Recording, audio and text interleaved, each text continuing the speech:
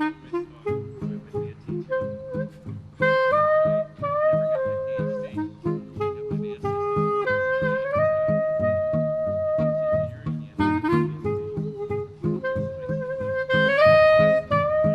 think that's my is to make the companies that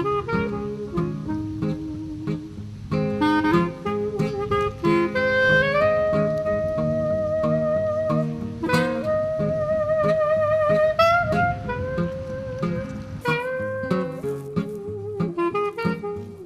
Yeah, so I know that that needs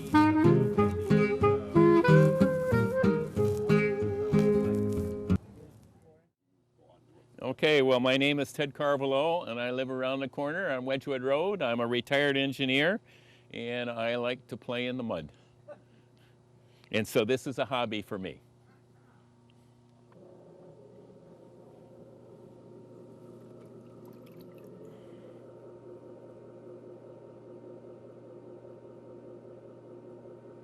And if I'm lucky, this ugly piece of clay will end up looking like a maple syrup pitcher. Now we'll see whether we're able to do that.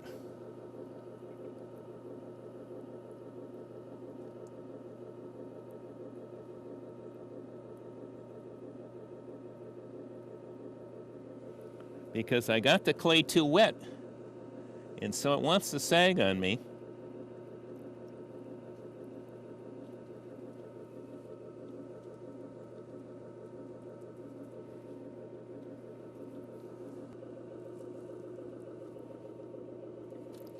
This little funny looking thing here is a thin spot on the pot because I wasn't paying attention. I was talking instead of paying attention. And so the clay is it's got too much water in it and it's trying to sag.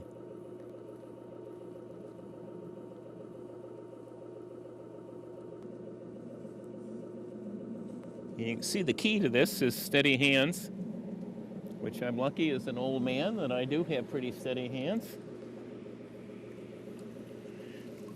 But you can see I'm bracing my hands on my legs. That's the key to keeping things from waving around in the breeze.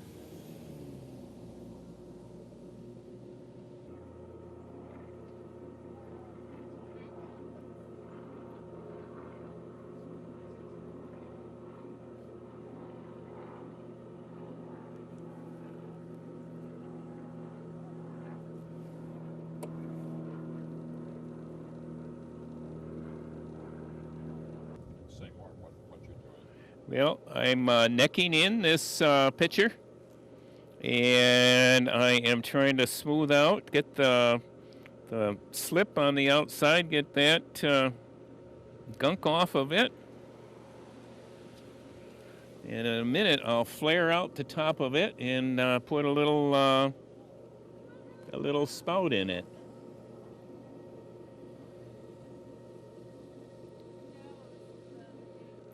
Well, I am, as I said, a retired engineer, and I do this as a hobby. I call it playing in the mud. I make my own glazes, so I get to learn a little chemistry that way too.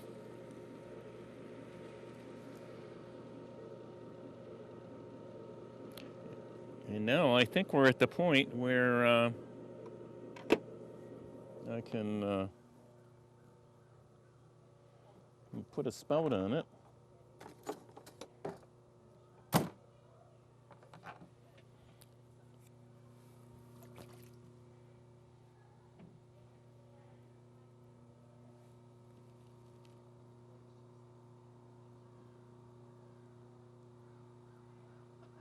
This is called altering. So that was her flight with a lot of chances. Snowball's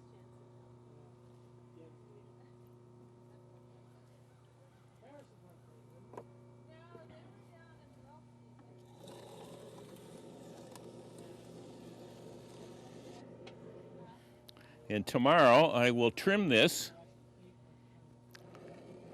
using the same wheel here because it will be what's called leather hard, including trimming the bottom, and I'll put a handle on it. And if you come to the Council on Aging Craft Show, you can see it finished. It's going to be a maple syrup pitcher. But, you know, you could use it for whatever you want to use it for, I guess. I made what I thought was a lemonade pitcher in 4 glasses the other day. And my son-in-law said, it'll never sell. You need to call it a sangria pitcher. And so then my oldest daughter came over and she says, oh no, call it a margarita pitcher. And so, you know, it's... and those are at home drying. Hopefully I'll get those done in time for the craft fair too.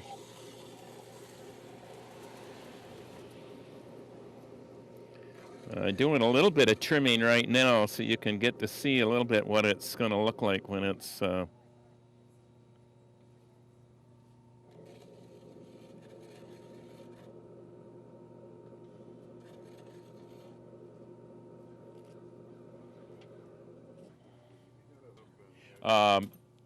tomorrow I trim this and I put a handle on it, and then I let it dry for a while, for a week, and then I will what's called bisque firing. I will fire it to 1800 degrees, and so it'll be partially strong then and very porous, and then I spray it with or brush it or paint it with glaze, and then put it in a kiln at 2200 degrees Fahrenheit. And it takes 2 days for the kiln to cool, and then that's the end of the road. Then it's ready to be used. And it's a white stoneware, and so you can put it in the dishwasher or the oven or the microwave, and it is a good functional pot. The glazes, I make my own. They're all food safe, so that the glazes, essentially the glaze is glass, so that when you fire at 2200 degrees and it cools, that glaze and the clay turns to, since there's a lot of sand in it, it turns to a glass, just like your pottery that you probably, your dishes that you use every day. Source of clay, I buy my clay from western Massachusetts in a little town called Sheffield. And the name of the people are Sheffield Pottery. And they sell me clay and they sell me my chemicals for making my glazes. And they're very nice people. And they have a big pottery shop out there that people like me that buy their materials then sell the pots back to Sheffield, and Sheffield then marks them up and sells them. The Council on Aging on November 10th is having a craft fair, and I would like to see all of you there. It's a fun thing. There's lots of different craftspersons that are there, in addition to baked goods and used books and all sorts of things. It's a fun day. I think it's the 10th of November, second Saturday of November. Well, I'm Richard Martin from Stowe. I've been here for about close to 88 years, and I've gone to school. We're not quite this type, but pretty near. And I've got in the apple business from my father because he started the whole arrangement. And naturally, when certain things rub off on you, like bees, they are a fundamental necessity for apple growing because the apple blossoms have to be pollinated. And if you do things right and the weather is cooperative, you get a crop of apples. And sometimes you have a crop of apples, but you don't get a chance to harvest them.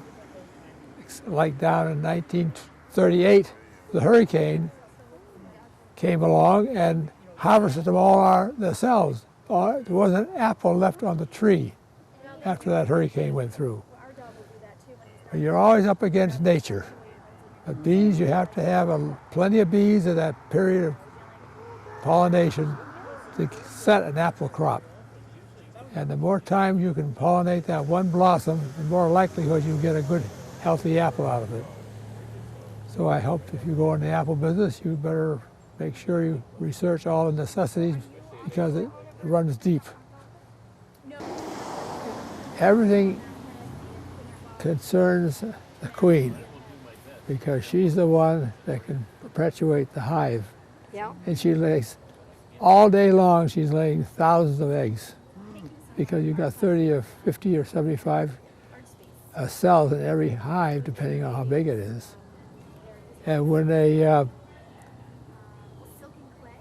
hive leaves and immigrates to another area, and when they, what you call, the word is, what am I looking for? They migrate, anyway, they never come back. If they should run into a storm, it becomes very impossible, they still won't go back to their hive. So they leave behind about 10 or 15,000 bees to carry that hive on. And it's amazing what they can do. Yeah, it really is. And it's all set around our work. And they always got a guard at their front gate. They have guards rather, so they keep other types of insects out or whatever doesn't need to be in there. So they have a structure. Yeah. And everybody has a job.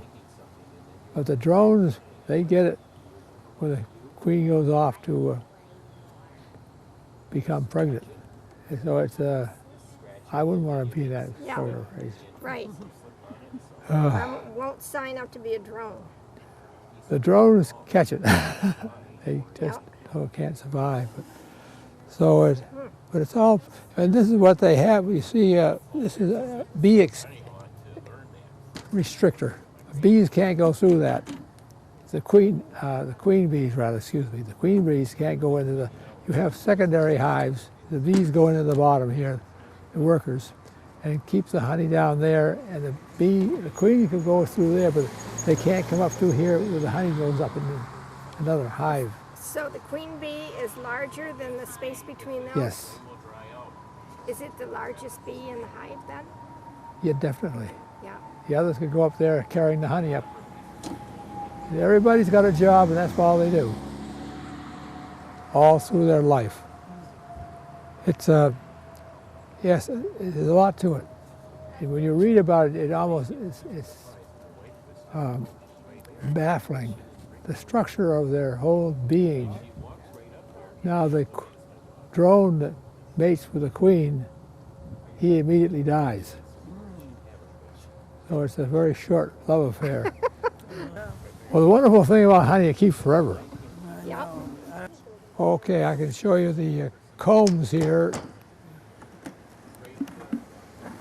Now this one here is a comb for the honey to be deposited in, and this one here is wax form that the bee has to build on it. So the bees can generate wax in their system and create a condition something like this to hold the honey. And honey can keep for years. What the Egyptians left honey left in the pyramids, and it's still good today. And before they extracted the honey the way they do now by centrifugal force, they take the comb when it's full of honey and cut off the caps with a knife, hot knife, and you put them in this mechanism that holds them, and they swing around by the centrifugal force in a big container, and all the honey comes out. But as I say, nowadays they don't have to destroy the hive as they used to about 200 or 300 years ago to get the honey. Now they take these cells and extract them without destroying the honey of the bees. And so it goes. Honey can always, by the way, honey should crystallize on you. You can always heat it up and it'll go back into a liquid again. So try some of it. Read up on it first. Thank you. Well, honey, why don't you drive? Coffee mugs. And I have a friend who commissioned me a year ago to make some mugs for him.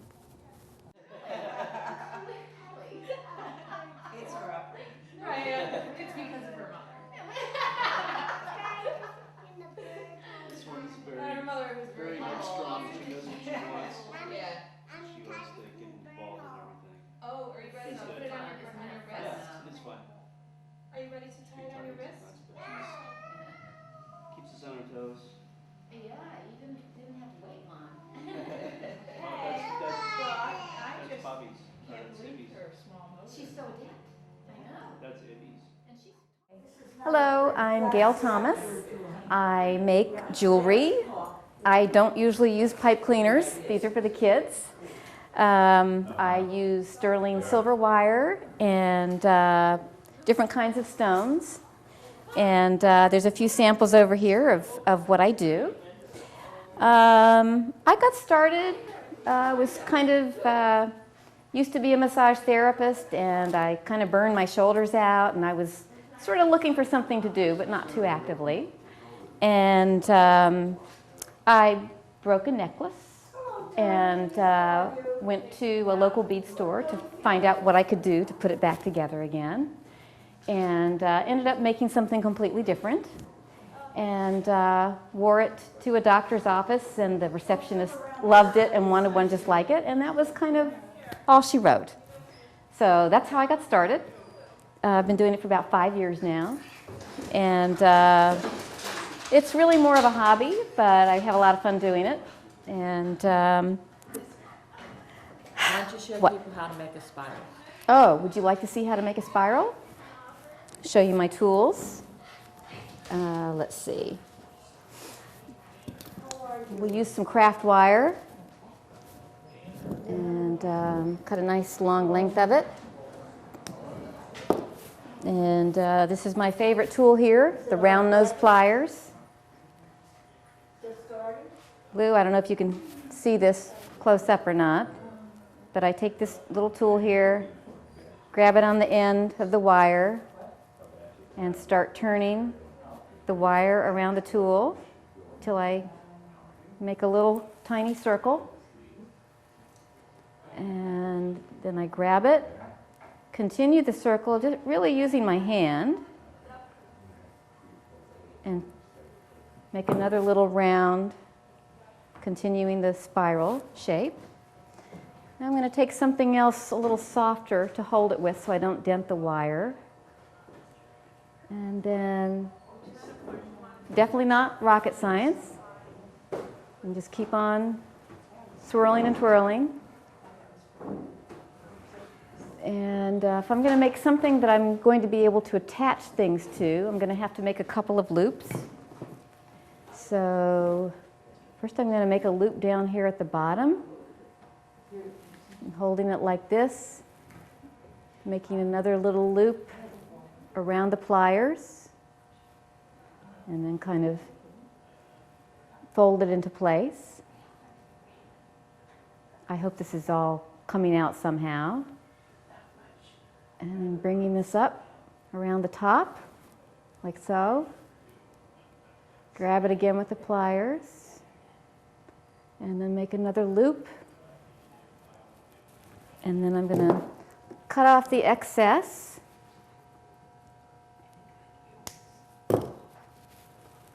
And now you have a little shape here. If this is coming through, little spiral shape. Would look something like this. This is a pair of earrings that I already made with a slightly larger one. So you can see the loop at the bottom and the top, and just kind of a crazy little spiral there in the middle. And then you can have fun hammering them if you want to hammer it flat. This is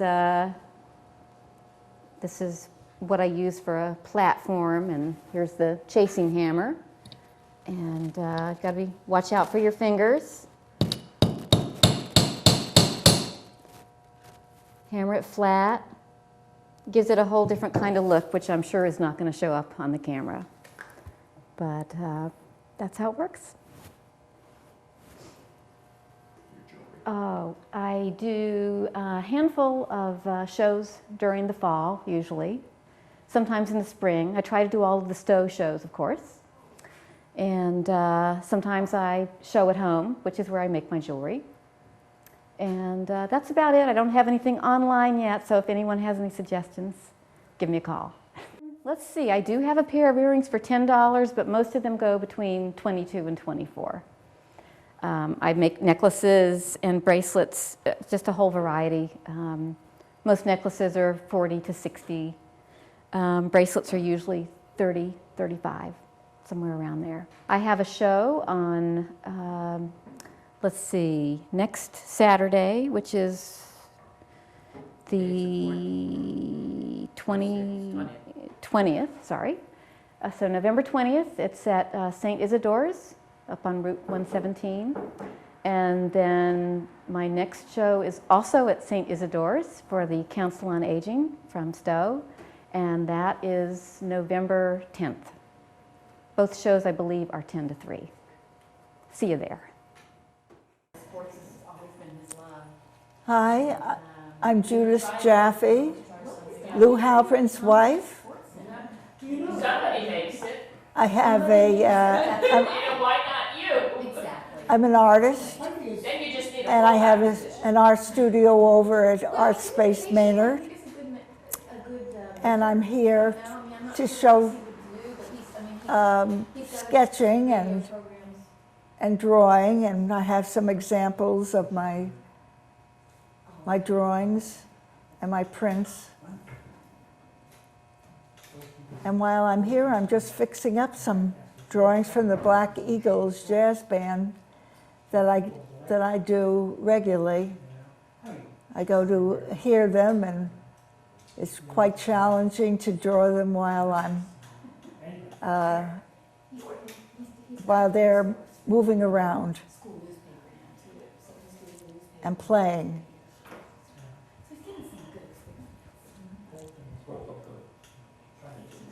This is a sketch that I'm working on.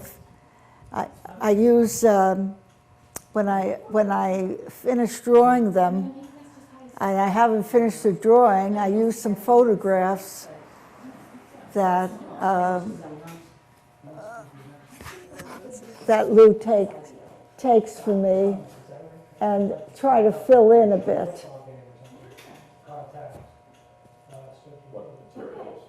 I usually use pencil, charcoal. Sometimes I've used pastel. I'll say a little bit about ArtSpace if people haven't heard of it. It's a wonderful school that's been made into studios, and there's about 70 artists there. They have exhibits that are very different. Each exhibit is juried in. It's not necessarily people from ArtSpace, but very good artists. So check ArtSpace website for shows that are coming up. You'll find them contemporary, unusual, and very good work.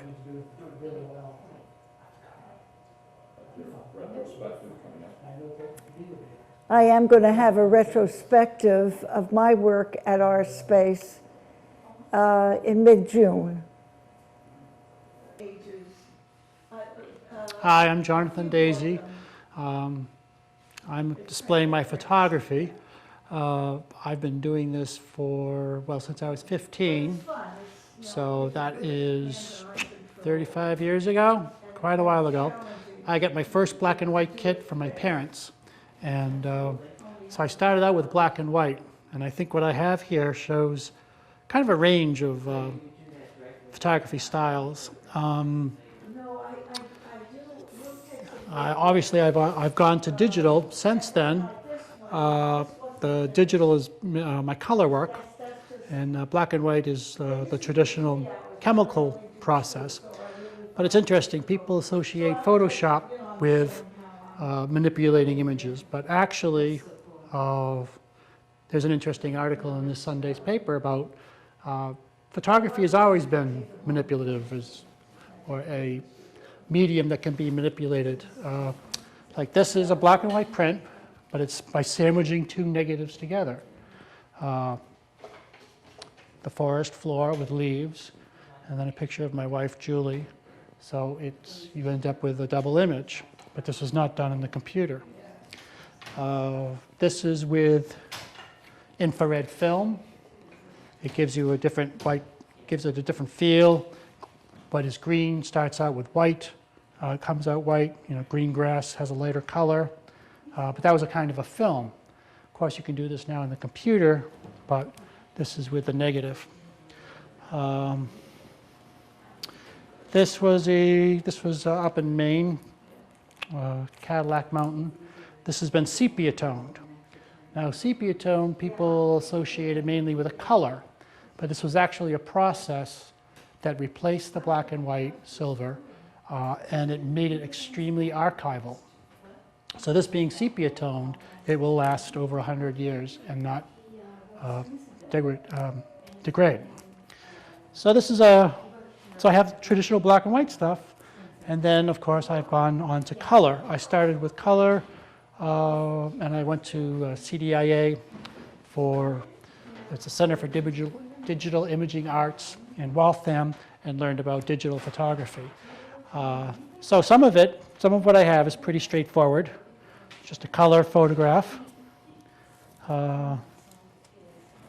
It's actually with my first little point and shoot, Fuji point and shoot that I really liked, had a lot of fun with. And then of course, yes, you can do a lot of manipulating with digital, which is a lot of fun. This was a performance at a New Year's Eve celebration in New Jersey. I added the clouds. This was actually a ball that they did a trick with. So yes, you can have a lot of fun on the computer with that. So the nice thing about photography, of course, what everybody I think loves about it is you are capturing a part of history if you do it long enough. This image right here is of a barn on White Pond Road, which is right down the street from me, that is no longer in existence. This was black and white. This was back in '95. The barn has since fallen down and is no longer there. So I have it as an image. This is the building that was moved. This building was moved for the post office. Before it was moved, it sat there, they emptied it out. Plants had actually grown inside the building, and later it was taken away and the new post office was put in. Again, you know, it's something that is no longer there. That was 1996. So being a photographer in the digital age, one of the best ways to make a living, which is what I've been doing for the last 6 years, is wedding photography. So I have some of my wedding albums, some wedding pictures. Weddings are a lot of fun if you like photography and you like people and you like to get out and see a celebration. I'll show you another manipulated photograph. This is a jazz saxophonist. He's out of Boston. We had a studio session. Now you'd think that was done on the computer, but actually it wasn't. With the Nikon camera, you could take multiple exposures on the same frame. So I took a picture of him, I told him to move a little bit, exposed it again, told him to move, and got another exposure of him. So you have 3 images, but it actually wasn't in the computer, it was with the camera. So the wonderful thing about photography is all the different things you can do, and that's what I love about it. Thank you. Hi, I'm Karen Gray, and I'm here with some weaving equipment. I enjoy weaving. I haven't done a whole lot of it lately, so I'm not a real production weaver at all. But I enjoy sharing it with other people, especially with children. I have here a small tapestry loom, which was made out of odds and ends. It's just wood nailed together. And with it, you can do kind of creative things. It's a little bit like embroidery. And I have a piece I made some years ago using this technique. This is based on an African mask, which I have been fairly interested in parts of my life. This is a lion based on a design in a Russian church. It's never got properly finished up, but you can see you can do different things with texture when you're working. This is the mane is and the tail are actually pieces of wool that stick out. You can experiment with different colors and textures, and you can be really wild or very sedate, like this fabric, which could have been large pieces of this, could have made a dress or some other sort of garment. You can make open weaves like this that you can see right through, and you can be incredibly colorful. Or, again, this piece, very, very dull. This loom here is just a bigger version of this one. It has some extra arrangements so you can get areas to separate. You can separate the threads a little bit mechanically, which you can't do on this little loom. So I can pass my warp threads right through there. My weft threads, rather, right through here. This loom is the most automated of all. This is called a floor loom or a treadle loom. And this one is a fairly simple one with 4 different shafts. I can divide the threads into 4 ways and lift them. Pass the shuttle through with a weft on it. Beat it into place. Move my feet. Pass through a different set of threads.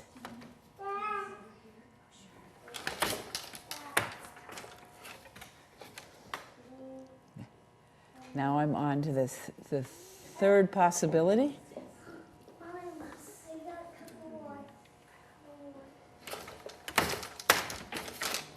And then the fourth.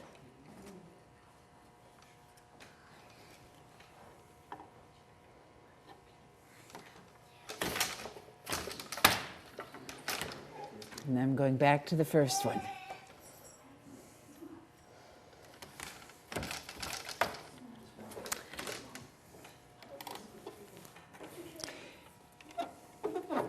If you look at what's been woven on here, you can see there are a number of little different designs, and primarily these were done by children who were playing with the loom. This is how it comes out. If you're very systematic, you get a nice regular design. Well, weaving and spinning are pretty big activities, and there's actually a Boston area group that has been dealing with weaving for almost 80 years now. It's the Boston Weavers Guild, and right now they're meeting in Westboro. So if anybody wants any information, just Google Boston Weavers Guild. And there's a Spinners Guild. Boston Area Spinners Guild is another great organization.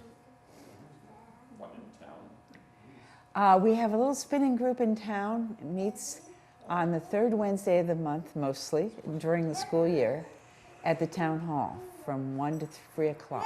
And anybody is welcome. It's not just for spinners. If you want to do some other handwork, you're welcome to come.